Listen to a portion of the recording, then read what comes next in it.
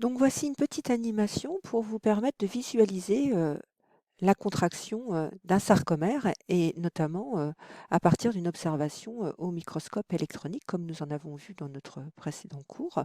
Donc on reconnaît ici un sarcomère délimité par sa strisède.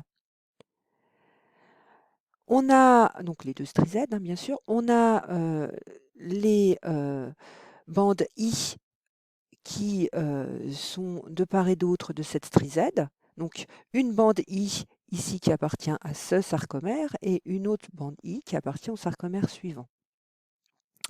On a également cette bande ici assez longue qu'on va donc appeler la bande A et qui va, si on regarde sur notre schéma du dessous, correspondre au myofilament de myosine. Alors, vous reportez à votre cours pour avoir plus de détails par rapport à la structure du myofilament de myosine.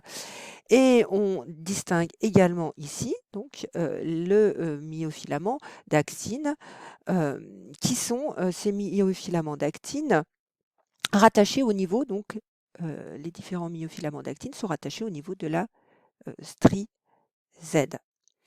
Donc les bandes sombres correspondent aux myofilaments épais de myosine,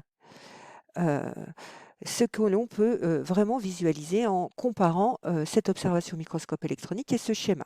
Alors lorsqu'il y a contraction, il va y avoir raccourcissement du sarcomère. Donc je vous le mets. Et voici le sarcomère qui s'est raccourci. On voit que la bande sombre correspondant au myofilament de myosine n'a pas changé de dimension, mais que c'est au niveau des myofilaments d'actine que le déplacement s'est produit.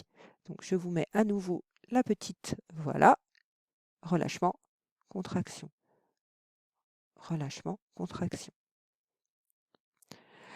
Lorsque dans une myofibrille, les sarcomères se contractent, ils se contractent tous de façon comparable et de manière synchrone.